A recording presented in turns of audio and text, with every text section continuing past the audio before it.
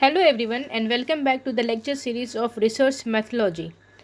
In previous lectures we have talked about types of research in which we have classified research on 6 bases, which includes the classification on the basis of objective, on the basis of outcome, on the basis of logic, on the basis of process, on the basis of inquiry mode, and on the basis of idea or concept. In this section of video, we are going to cover other types of research in which we will cover mixed research, action research, longitudinal research and cross-sectional research. Let us start with our first topic, that is mixed research. Mixed research involves the mixing of quantitative and qualitative method. तो जैसा कि नाम बता रहा है mix research, तो यहाँ पे हम क्वालिटेटिव और क्वांटिटेटिव दोनों ही मेथड्स का यूज़ करते हैं।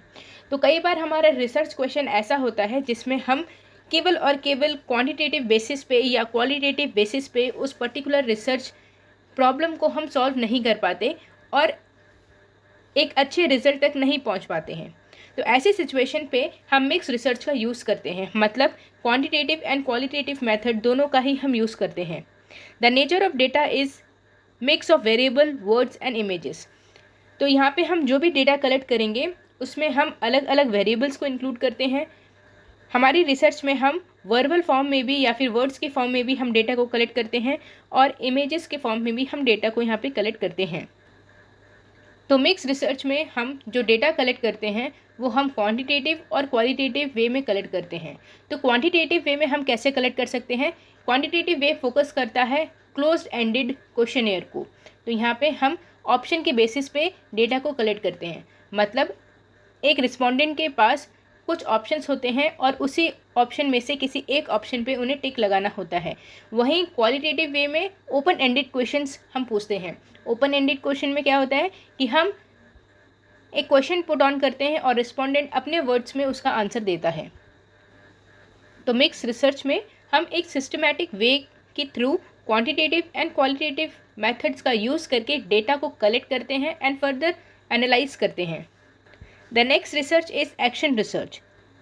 Action research refers to a wide variety of evaluative, investigative, and analytical research methods result to diagnose problem and weakness, whether it is organizational, academic, or institutional, and help researchers to develop practical solution to address them quickly and effectively.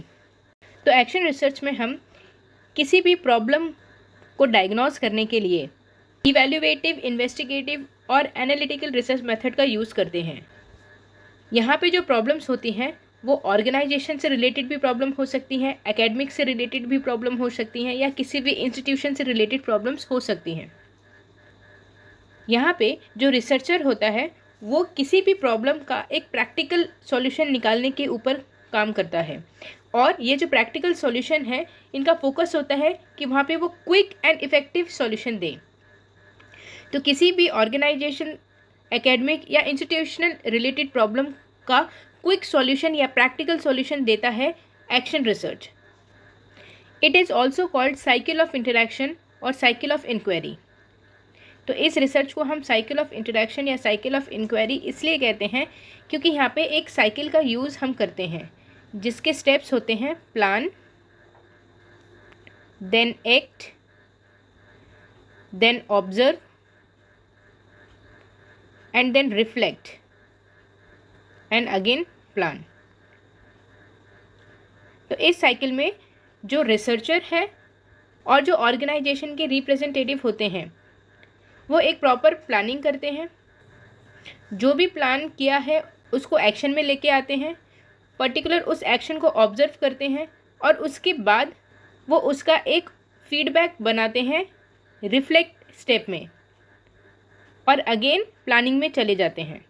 तो क्योंकि यहाँ पे जो research problem है उसका एक proper diagnose करते हैं, हर एक चीज़ को इवैल्यूएट करते हैं, अच्छे से इन्वेस्टिगेट करते हैं और एनालिटिकल रिसर्च का यहाँ पे ज़्यादा यूज़ किया जाता है ताकि हम क्विक सॉल्यूशंस को डेवलप कर पाएँ।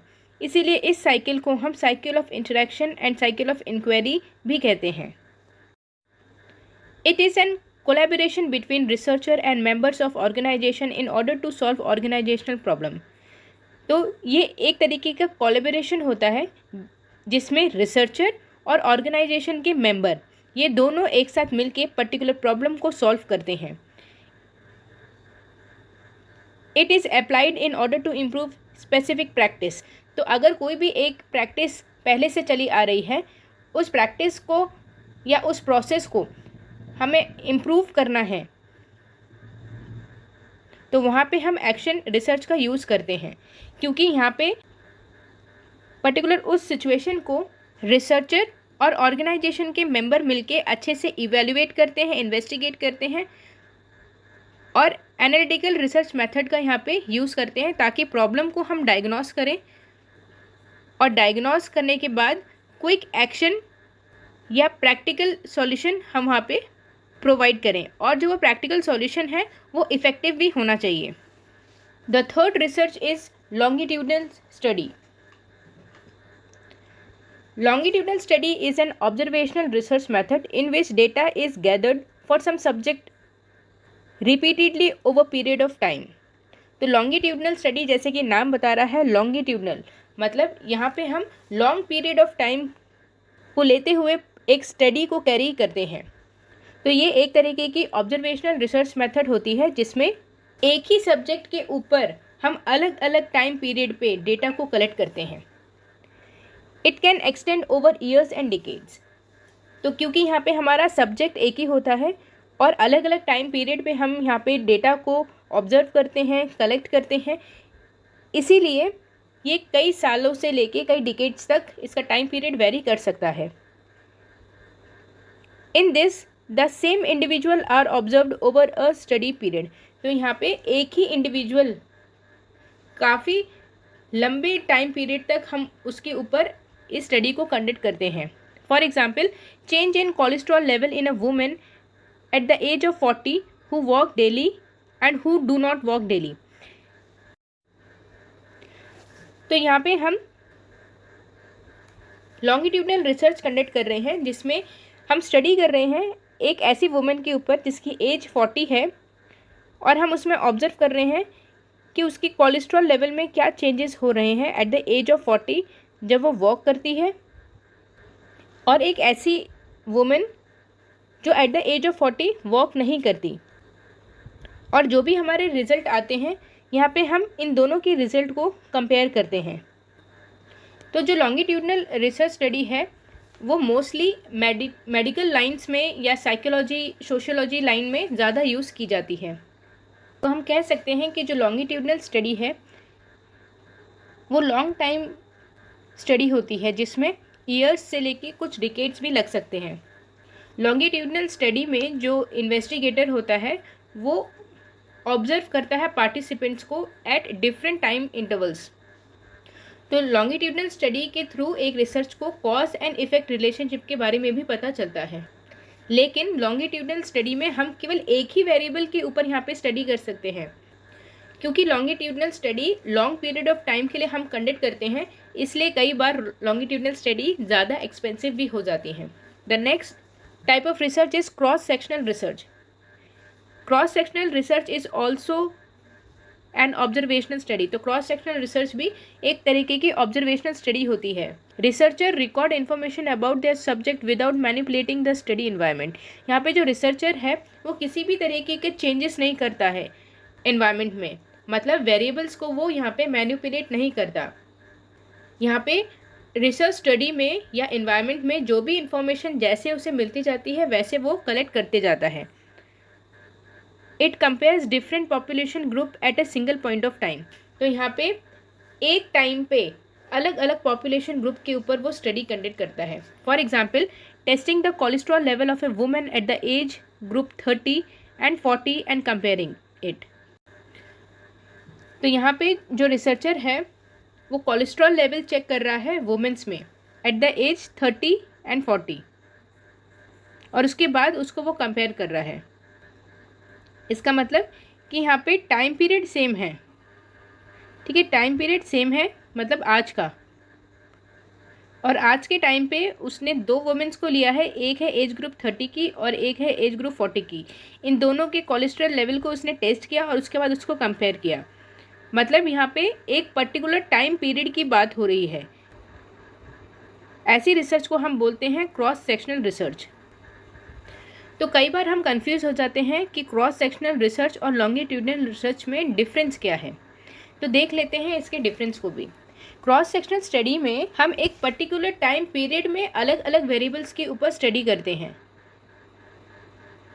वहीं लॉन्गिट्यूडनल स्टडी में हमारा सब्जेक्ट एक ही होता है लेकिन टाइम पीरियड वहाँ पे लॉन्ग हो जाता है।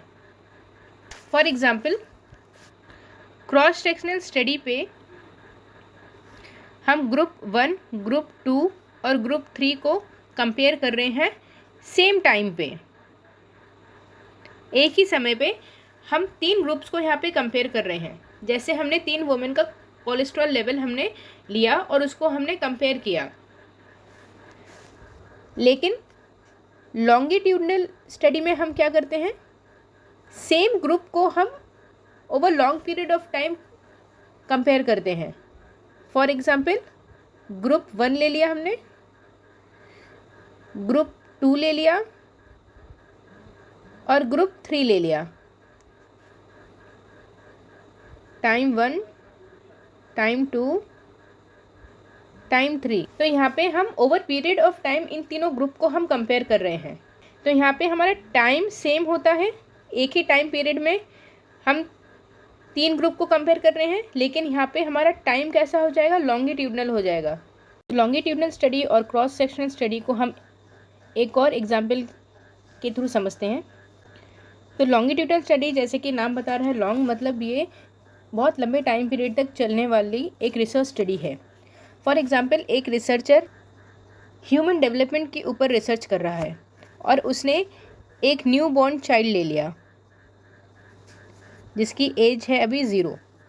तो वो इसके ऊपर रिसर्च करेगा 0 से 5 साल, फिर रिसर्च करेगा 5 से 10, फिर 10 से 15, फिर 15 से 20, ऐसे ही फिर हो जाएगा 20 से 25 और ऐसे जाते जाते टिल डेथ। तो यहाँ पे प्रॉब्लम ये है कि जब ये रिसर्चर यहाँ पे रिसर्च करेगा तो उसने यहाँ पे स्टार्ट किया है एक न्यू बॉर्न चाइल्ड से जिसकी एज है 0 और उसको मालूम नहीं है कि पर्टिकुलर उस इंडिविजुअल की डेथ कब होगी, और यहाँ पे वो ह्यूमन डेवलपमेंट के ऊपर रिसर्च कर रहा है। तो ज़रूरी नहीं है कि वो पर्टिकुलर इंडिविजुअल इस रिसर्च स्टडी को कवर कर सकता है। तो हो सकता है उसकी नेक्स्ट जनरेशन इस स्टडी को कवर करने में लग जाए। तो लॉन्गिट्यूडनल स्टडी में जो टाइम पीरियड है वो बहुत लंबा हो जाता है। वहीं अगर हम क्रॉस सेक्शनल की बात करें, क्रॉस सेक्शनल स्टडी में सेम पीरियड ऑफ टाइम पे हम यहाँ पे अलग अलग सेक्शंस बना देते हैं। जैसे एक रिसर्चर ने एक ही टाइम पे पहले 0 से 5 ईयर्स के बच्चे का एक ग्रुप बनाया, फिर दूसरा ग्रुप बनाया 5 to 10 का, फिर तीसरा ग्रुप बनाया 10 to 15 का, नेक्स्ट ग्रुप बना लिया 15 से 20 का। इसी तरह इन्होंने आगे चलते चलते ग्रुप बना लिया 75 से टिल डेथ तक का। तो इन दोनों में डिफरेंस क्या है कि लॉन्गिट्यूडनल स्टडी में जो हमारा सब्जेक्ट है वो एक ही है और टाइम पीरियड यहाँ पे हमारा बढ़ता जाता है, और क्रॉस सेक्शनल रिसर्च में हम यहाँ पे अलग अलग सेक्शन बना देते हैं और यहाँ पे हमारा टाइम पीरियड सेम रहता है लेकिन हमारे सब्जेक्ट यहाँ पे अलग हो जाते हैं। तो हम कह सकते हैं कि क्रॉस सेक्शनल स्टडी में हम 1 पॉइंट ऑफ टाइम का यूज़ करते हैं और वहीं लॉन्गिट्यूडनल में हम सेवरल पॉइंट ऑफ टाइम का यूज़ करते हैं। क्रॉस सेक्शनल स्टडी में जो हमारे सैम्पल्स हैं वो डिफरेंट होते हैं, वहीं लॉन्गिट्यूडनल में जो हमारे सैम्पल्स हैं या हमारे जो सब्जेक्ट हैं वो सेम होते हैं। तो इसका बेस्ट एग्जांपल हो सकता है लॉन्गिट्यूडनल स्टडी में, जैसे हम ह्यूमन डेवलपमेंट की बात करते हैं फ्रॉम बर्थ टू डेथ, और वहीं क्रॉस सेक्शनल में हम अलग अलग टाइम पीरियड में अलग अलग एज ग्रुप के इंडिविजुअल्स के ऊपर हम स्टडी करते हैं। तो क्रॉस सेक्शनल में टाइम कम लगता है और लॉन्गिट्यूडनल में टाइम ज़्यादा लगता है। So this was all for today's lecture. हमने आज के लेक्चर में पढ़ा है मिक्स रिसर्च के बारे में, एक्शन रिसर्च के बारे में, लॉन्गिट्यूडनल स्टडी के बारे में और क्रॉस सेक्शनल रिसर्च के बारे में। होप कि लेक्चर आपको अच्छे से समझ में आया होगा। Thank you class and have a nice day.